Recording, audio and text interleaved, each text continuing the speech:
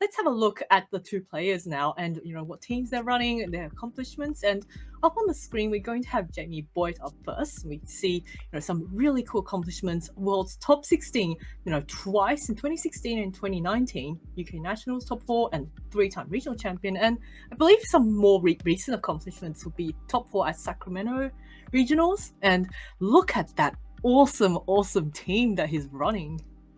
Yeah, the team is not the most standard. If anyone was watching the Gdansk regional recently, this is very similar to the team he brought to that, with the Roaring Moon, Articuno, Iron Hands, and Golden Go, but with some new additions in this Choice Specs Chiyu, which is a surprisingly standard Pokemon for Jamie Boyt, but it does have that Terra Fairy, Terra Blast as an option, and then, of course, the Azumarill. You can't go too standard with Jamie. Instead of the slew of big water types we have in the format, the Wellspring Ogapons and the Urshifus, Jamie goes, no, I want Azumarill and I want Articuno as my Trick Room setter here, with the Terra Ground, Terra Blast, Rocky Helmet Articuno set. I've seen all of these other Pokemon at some point in tournaments. I've not seen Articuno be used by anyone other than Jamie Boyt. I just absolutely love that Articuno on the team, and I think, it makes sense from speaking to him and just watching a lot of, also when he does team reports, of why he picks certain teams, and they may be unusual, but he always does have a reason for them. He doesn't just pick them purely for the coolness factor, which he does get a lot of points for that. But, with a lot of Landrases and Arcanines just running absolutely rampant in the format right now, this Articuno is just a really good, that ability competitive, giving the Pokemon a +2 special attack boost when any of its stats are dropped. It just makes it really, really difficult for opponents with Intimidate or any sort of stat dropping moves like Icy Wind or Snarl to actually go for it if there's an Articuno on the field. Yeah, like you said, that Intimidate is a big factor into Iron Hands, into Azumarill, and into Roaring Moon. Articuno gets that competitive boost. It also is weak to rock, so Arcanine would normally be a threat, but with that ground type terrestrialization and that Terra Blast, it can eat any rock type moves that an Arcanine's going to throw at it and throw back a big, super effective Terra Blast to pick up a one-shot. And we also see on the Iron Hands, we have Terra Ice and Ice Punch to get around potential Landrases coming in to intimidate that if the Articuno isn't there. So again, these physical attackers here in the Roaring Moon, the Azumarill, the Iron Hands are very well protected from these Intimidate drops and backed up by a lot of very powerful special attackers as well in Golden Go and Chiyu, going to be dishing out a lot of damage. So let's see what Jamie Boyt is up against with Davide Correa's team, and let's have a look at some of Davide Correa's achievements.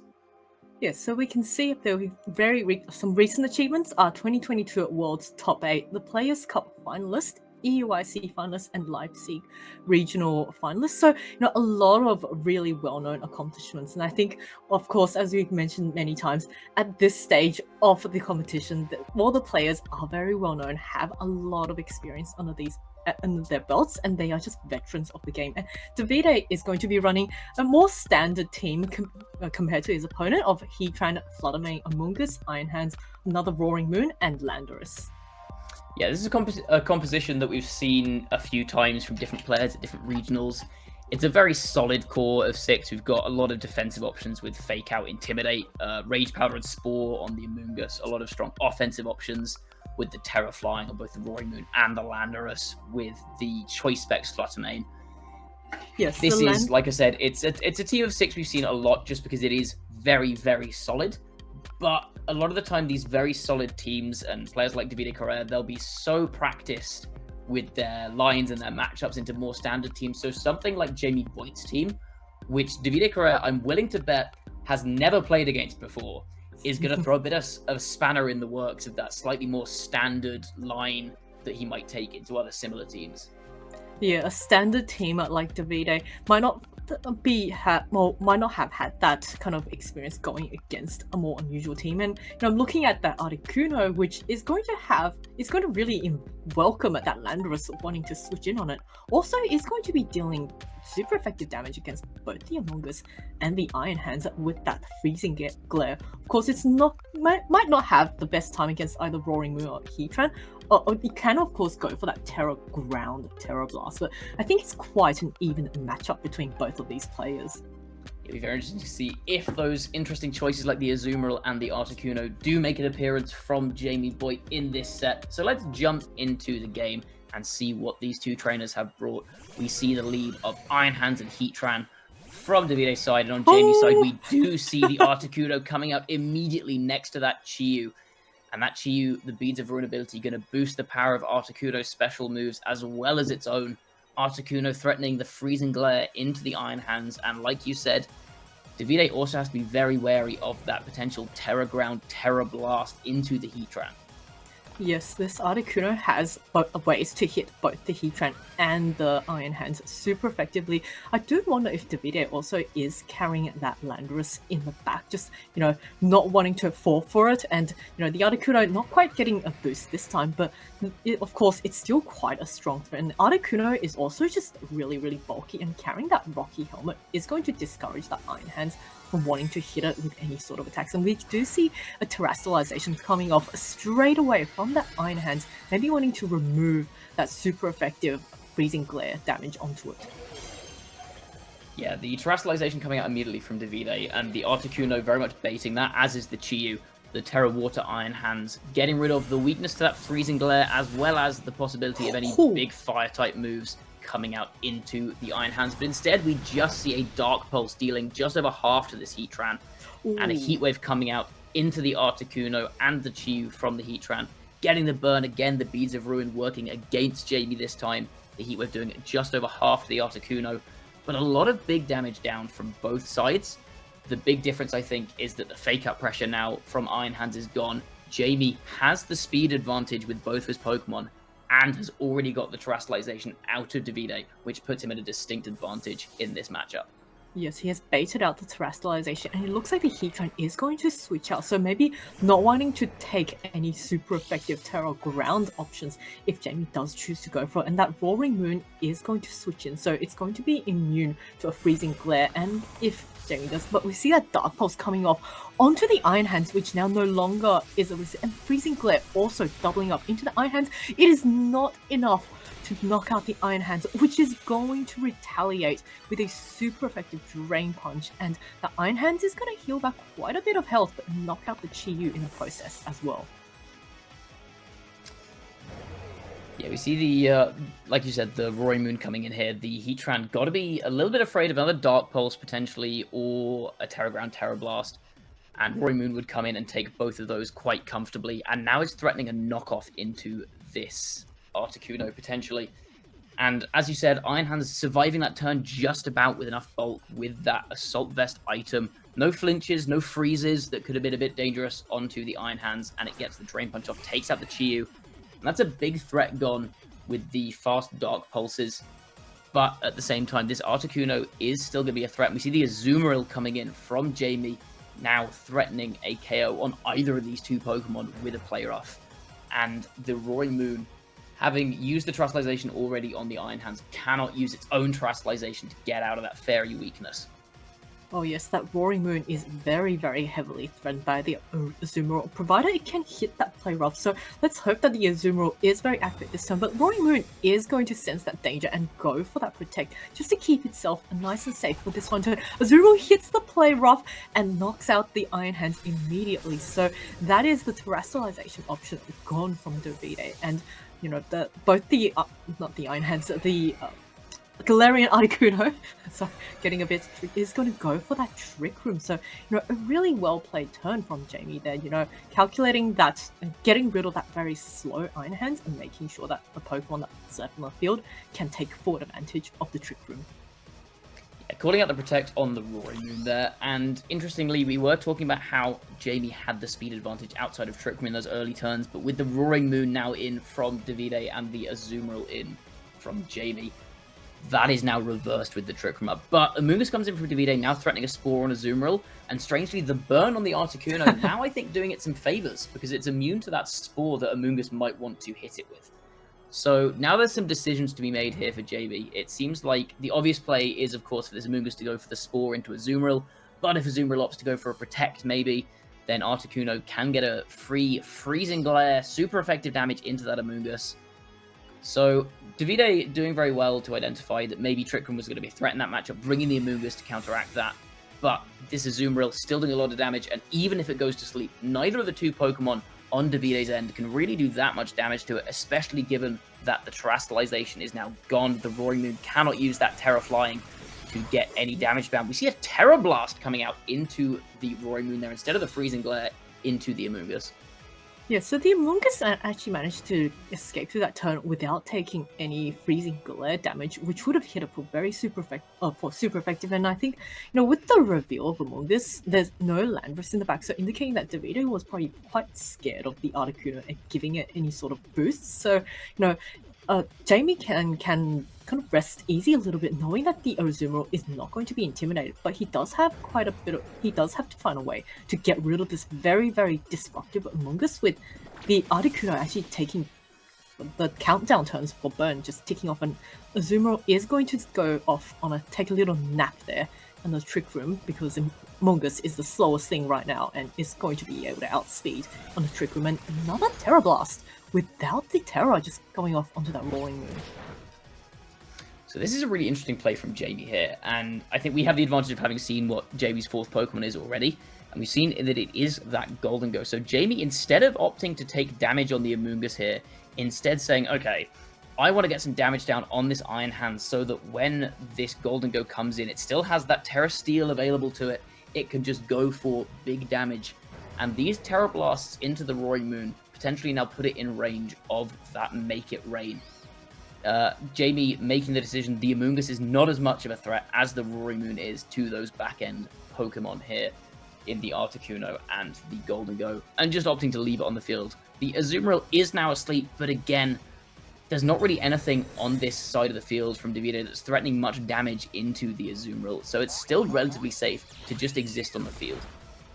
Oh, the Polar Puff is going to knock out the Articuno from that range. It's a neutral hit, and Amoonguss, normally not very well known for its attacking prowess, but in this case, it is going to knock out the Articuno, which is actually the biggest threat to itself on the field. But that does give Jamie a free switch into the Golden Go, which, as you mentioned earlier, is going to be able to go for that Terra Steel and deal a lot of heavy damage if it chooses to go for a Make It Rain, or maybe even go for a nasty plot to boost itself up before going for any sort of attacks.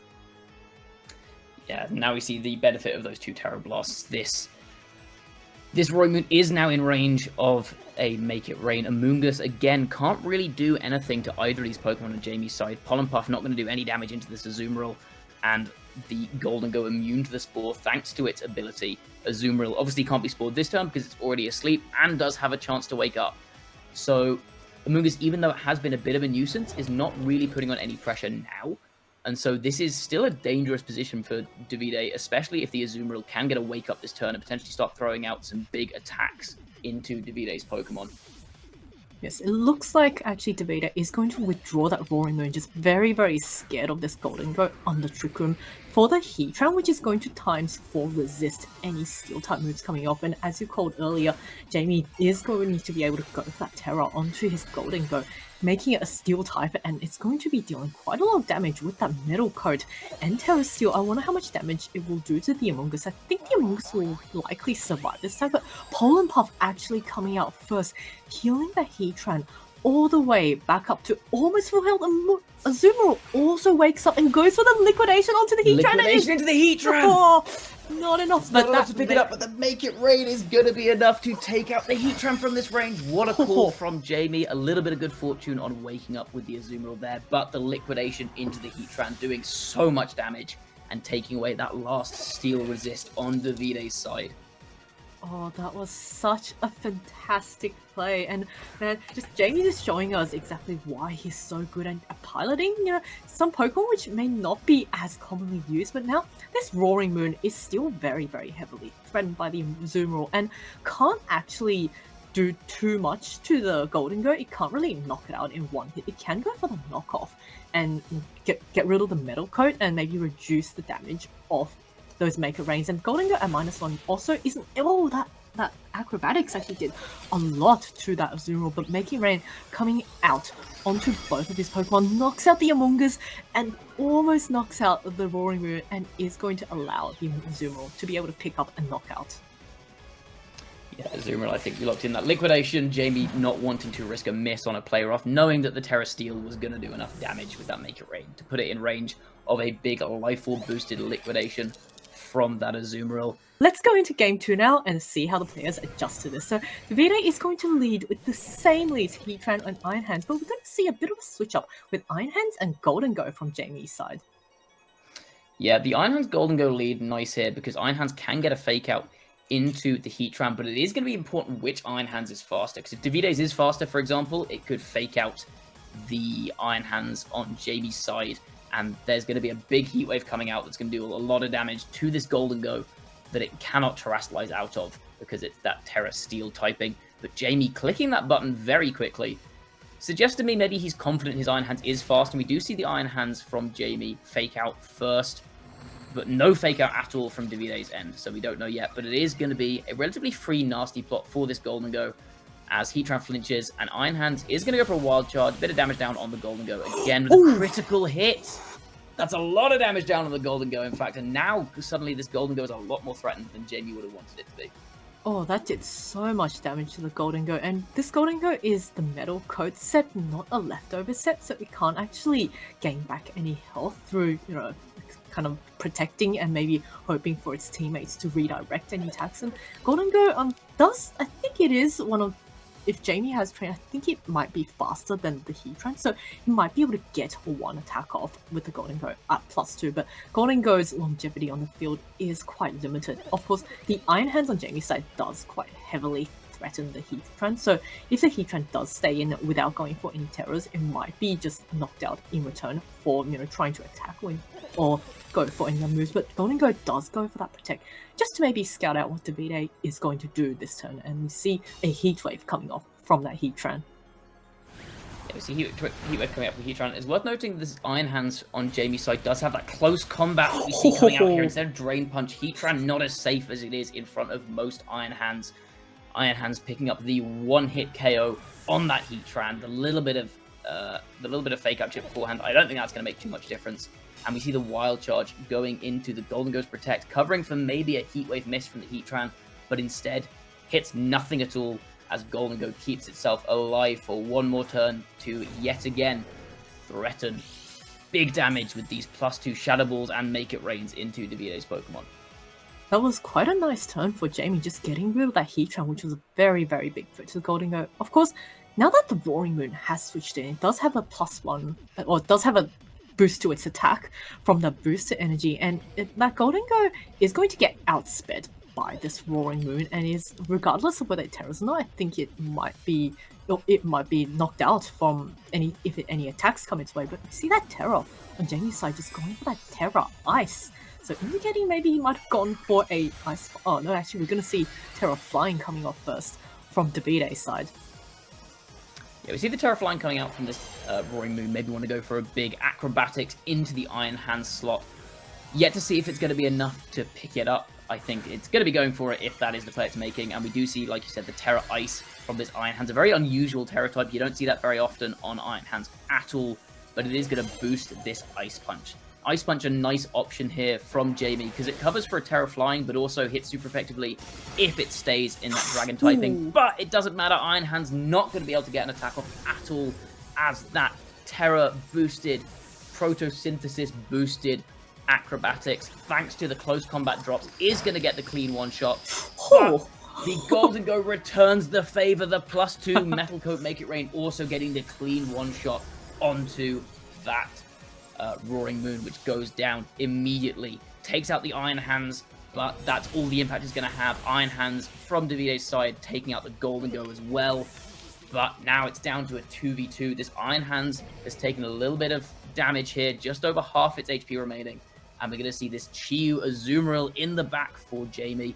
It's going to be a lot riding on what Davide has in the back. And it is the Amoonguss, which I think Jamie's going to be happy to see with these big fire-type attacks from Chiyu, threatening to get KOs on the Amoonguss here. I think Davide's maybe going to have to bank on some misses. He's got no terrestrialization to get around a super effective Heat Wave on the Amoonguss, so it can't safely redirect unless there is a miss from Jamie's side. Maybe that is Davide's out in this situation. Oh yes, both of the super effective moves going into both Iron Hands and Among Us might not be 100% accurate, but Iron Hands is in the range where I think maybe it could be taken out by a combination of Heat Wave and Liquidation, but Among Us choosing to go for that rage. Oh, Heat Wave miss! Who's it missing? It misses the Iron Hands, connects with the Among Us! Oh! Oh! Among Us goes down! Oh, does the Azumarill outspeed? Does this? Oh, it does outspeed and gets the player off! So that is going to be Team UK taking the win 2-0. And it actually, I think that means Team UK is in for the finals. So you must that be maybe, thrilled, man. Does it maybe mean, maybe, and this is a bold statement from me as a British man here, maybe, does that mean it's coming home?